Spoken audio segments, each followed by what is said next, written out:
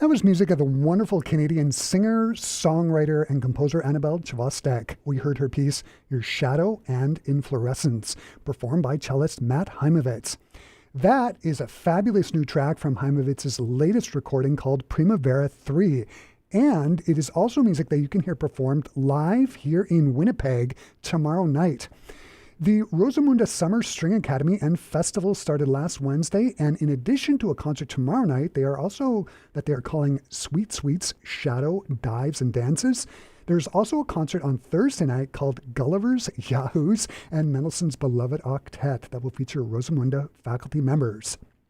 Another great performer who will be taking to the stage on both concerts is University of Toronto faculty member, violinist Mark Fewer, and a violinist who leads a multi-disciplined life in music as a violin soloist, chamber musician, and conductor. And joining me here in the Classic 107 studios to talk about the Rosamunde Festival and the concerts, I am joined by Mark Fewer and Matt Haimovitz.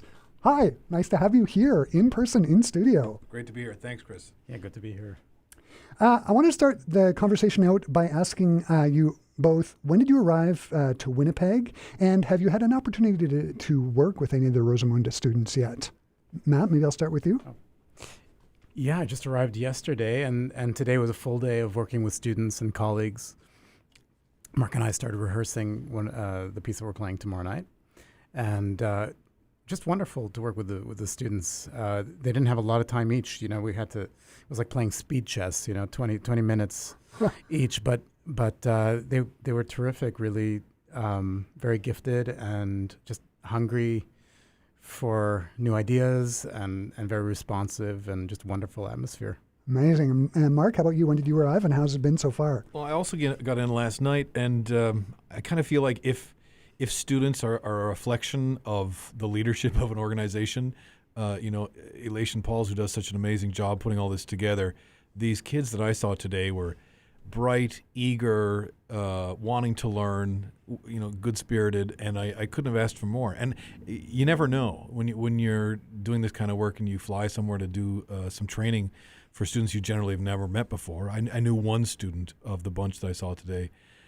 just through Zoom. This is the first time I saw him in person was today. You just don't know what you're going to find, and you don't know how they're going to be getting along, but they've been here together for a while, and obviously they've congealed well, shall we say. So I had a great day as well. Amazing. Before we get to the concerts, one of the things that I find so fascinating about the both of you is you play really varied repertoire. Mark, I know you play jazz. And Matt, I know you've recorded music by members of Radiohead, Lennon and McCartney. It's a very... You don't stick to one composer or one small group of composers. You both record variety of composers. Why is that so important to you? Mark, maybe I'll start with you. Well, from my perspective, I feel like all music informs all other music. And so whether I'm playing Schubert or I'm playing something that was just written for me yesterday, or if I'm, riffing off with some of my jazz colleagues on the latest chart that's in front of us, I feel it's all music that's an expression of being human, and the wider berth that I can give that for myself as an interpreter, I think it helps infuse every piece that I play. So, as an example, I remember after learning how to play or improvise for several years, I was going back to a piece of Schubert, and I started looking at it from a very different perspective, and I felt like I started to understand much more what Schubert was after, what his game plan was. And before that, I would have approached the same piece wondering, am I playing it in tune? Do I have a good sound? Am I doing it, quote unquote, correctly? Right. And so kind of having a foot in many different musical worlds, I don't know about you, Matt, but I feel like it helps inform my classical music and my classical playing a lot, because it's all coming from being human and experience. It's not a calcified thing. Mm-hmm. And Matt, how about you? I definitely think it opens the ears to just immerse yourself in all kinds of genres. But I really like the Duke Ellington, quote of "There's good music and then there's the other kind," Right. and just that rather than spending time categorizing and trying to fit into a certain box, that it's just great to open things up and so some of the jazz that I've done and some of the rock and roll arrangements have been more complex rhythmically and trying, playing, let's say, Radiohead Pyramid Song, where, people are discussing online, what is the time signature of that thing? and it is in 4/4, but you have to know how to swing and just the syncopations and, coming in right and everything. I mean, that's just every bit as complex as and not sounding playing square while you're doing it. Yeah, well, that's a whole other thing. All the different languages and the sort of syntax and the just getting into the different styles and different worlds. And I mean, Annabelle Chvostek is a great example of what you played, because she Wailing Jennies, and she's kind of this folk indie rock world, and it sounds, there's Bach elements there. You can hear the polyphony of the instrument, and she has a great instinct for making the instrument resonate and sound great. Mm-hmm. But she's using very different sort of set of tools, and it comes from her genre. Right. And which sort of leads to the next question. Tomorrow night, my understanding, the first half, Matt, it's you alone, right? Like, you're going to be doing a couple of tracks from your latest CD, Primavera 3, as well as a Bach cello suite. Was the Annabelle Chvostek piece, was it written for you?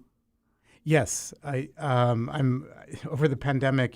Things kind of shut down for a while for us, and so my first instinct was, maybe this is an opportunity to commission new work. And so, inspired by two paintings, Botticelli's Primavera painting from 500 years ago, and then Charlene Van Hale she reacted to that painting and created Primavera 2020 right before the pandemic hit. A little darker in tone and prophetic, actually, her painting. So we've taken those as the basis and asked 81 composers to just engage those two paintings and bridge the centuries and the cycles of history, the cycles of nature. There are all kinds of themes and mysteries in these paintings, and so that's what we're doing with this project. Annabelle's is one of those pieces. And for our Classic 107 listeners on YouTube, there is a video of Matt performing that piece in front of the painting. And if you go to classic107.com, I'll post it up in the article. Can you talk about the Tamika Reed piece that you're going to be performing tomorrow night as well? Yeah, Tamika's an amazing jazz cellist, actually, in Chicago. And the spirit of this project is that we started with 9 composers, and those 9 recommend the next 9, and those 9 recommend the next 9, and so on. So it gets me out of my comfort zone. I'm no longer working with the composers that I normally work with, and I'm kind of discovering new languages. And Tomika is one of those new composers for me that somebody recommended. And when I heard her music, I just thought she was brilliant. She's just an amazing improviser, great player. And I contacted her, and she was thrilled to hear from me, and she knew my work, and so it was just a mutual fan club, and she got on board. She wrote this fantastic piece called Volplaning, and it focuses on the bird in Charlene Van Hale's painting. It's a kind of abstract bird that's there, and a little minimalist, but it's flying through the canvas, and it gives a sense of direction to the whole painting. In fact, that part of the painting, I remember Charlene talking about it, and it didn't have anything, and then she felt like it needed something, and so she put a bird in there. And just this idea, this beautiful image of these birds that can travel over oceans, for like two weeks at a time, and they just dive down, and then they somehow can stay afloat for 2 weeks. It must be unbelievable.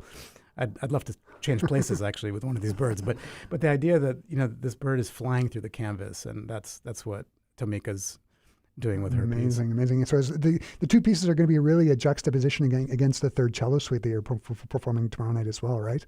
Yeah, they don't really have anything to do with the Bach, but Bach is always good as a grounding.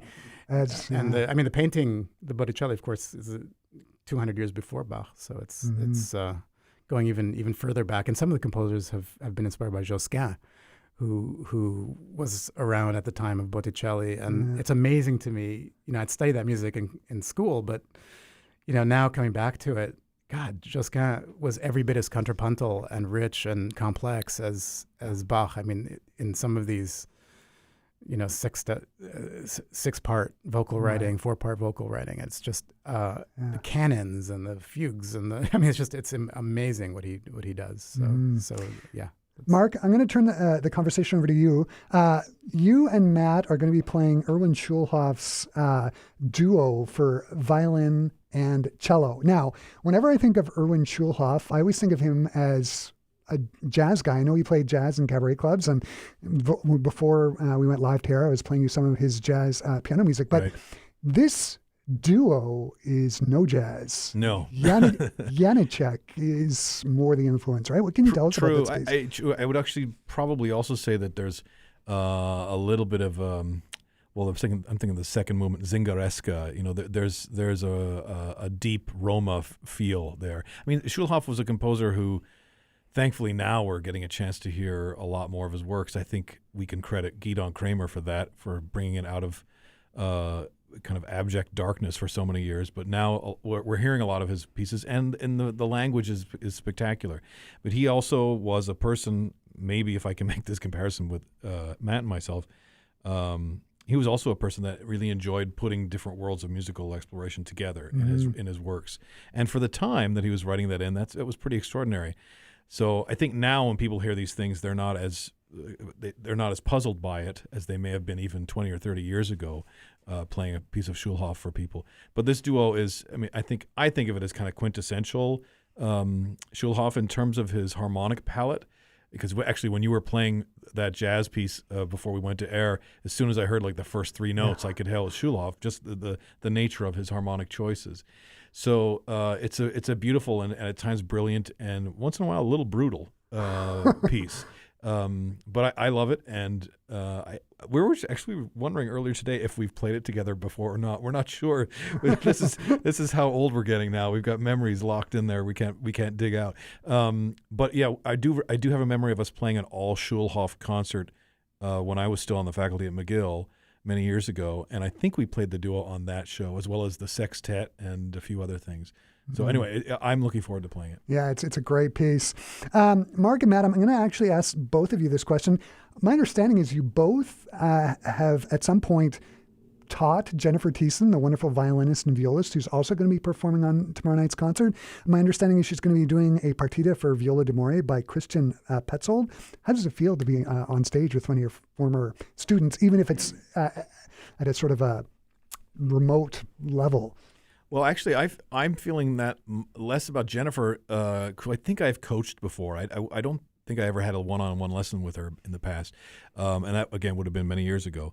But on that topic, Elation is the director of the festival, is one of my former students from many years ago. So I'm going through that experience in a big way, seeing her here and just seeing her in her element and seeing the success she's had with this. I mean, I remember being here for Rosamunde maybe 6 or 7 years ago, and seeing where she's taken it in that time to where it is now is really damn impressive. So a little bit of my daddy gene inside of me is kind of going, oh, isn't it great? My kid did good. So from that perspective, for sure, I'm enjoying it from that angle. And Matt, how about you? I just feel old. Yeah. But you do. Mark and I were talking about this just before. You get to the point where after 20 years, 30 years of teaching, you start to see your students in various places and doing incredible things, and it's wonderful to see it. It's very amazing, prideful. Amazing. So that's the Tuesday night concert. On Thursday night, Mark, you are actually going to be performing with Jennifer Thiessen. You're going to be playing some Telemann. I'm curious about this piece. Why is it called the Gulliver Suite? I mean, it's for 2 violins. You got me there. Actually, that's being performed by myself in Elation, not Jennifer. Okay. And it was something that Elation found and suggested. So I don't actually know the origin of that title. So you're stumping me here live on the air. Next question, Chris. Okay. Well, let's tell them it's going to be great. The other big piece on Thursday night's concert is Mendelssohn's just masterpiece of an octet, written when he was 16 years old as a present to his violin teacher. I'm presuming you've both played this piece before? Lots. Yeah. It's a standard in the rep. And you know, any given summer, I'd say I probably used to, pre-pandemic, play the Mendelssohn Octet probably at 10 different places. But I haven't actually played this. I'm playing first violin in this performance, and I haven't played the first violin part for this maybe in 4 years. And it's been a real joy coming back to it, and also getting a chance to sit down with people that I've known for many, many years. And in fact, in this group, sitting next to me to my left is Gwen Hobig, who, when I was a kid, she taught me. So, I mean, I went to Banff at one point one summer when I was maybe 13 years old or 14 years old, and she was teaching me in master classes that summer.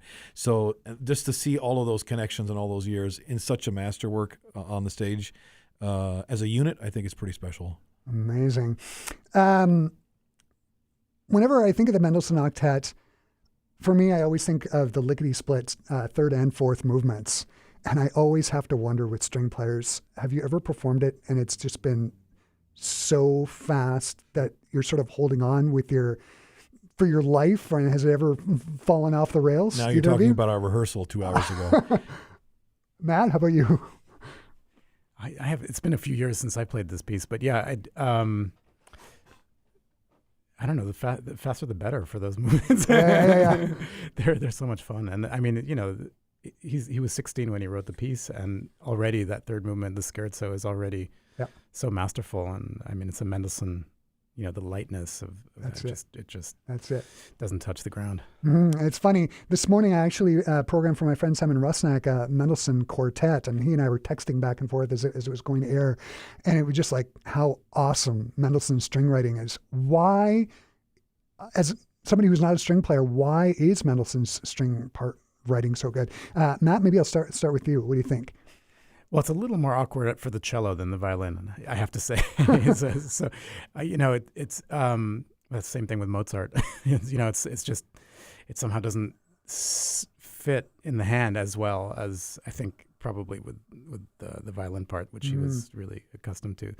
But I mean, he obviously knows how to make these instruments sound fantastic, and it's just these singing lines. I mean, just beautiful melodic, very inspired melodic writing, and already, I mean, so it's so developed. Yeah. And it's just this one big puzzle, you know. That's it. That just with these like counterpunto, like it's pretty impressive. It is impressive, Matt. Virtuosic. Or sorry, Mark. How about you? What do you find so fascinating about his writing? I think one thing we don't give Mendelssohn much credit for is his choice of key for the pieces he writes. And I think that actually has a big impact, at least in the fiddle parts for these pieces, whether they're the string quartets or the octet or the violin concerto, the famous one, because there's two of them. I think his choice of key is part and parcel of making the most of the instrument in what he's trying to say from a musical point of view. And so when he dives into E flat major, he knows the fiddle well enough to know how to make that work. And so it's heroic and it's triumphant and it's all those great things, and that's why it's a popular piece. It has been for so many years. But I think he is a master of figuring out how to make a key and an instrument, a string instrument, work well. And I'm not convinced all composers know how to do that, but I think Mendelssohn did that really well. Yeah, he sure did. Mark and Matt, this has just been great. The concerts tomorrow and Thursday night that are being put on by the Rosamunde Festival are going to be just fantastic, I'm sure. Thanks for taking the time to chat with me today. This has just been so much fun. The two Rosamunde Festival concerts happen tomorrow and Thursday night at the Laudauers Auditorium at CMU, which is located at 500 Shaftesbury Boulevard. Tickets are $25 in advance and $30 at the door. If you want more details, you can go to rosamunde.ca or you can go to classic107.com and click on the events tab. Mark and Matt, thanks again. This has just been fun. Thank you, Chris. Yeah, thanks for having us.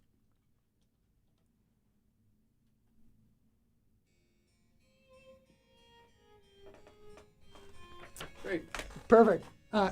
Give me 30 seconds.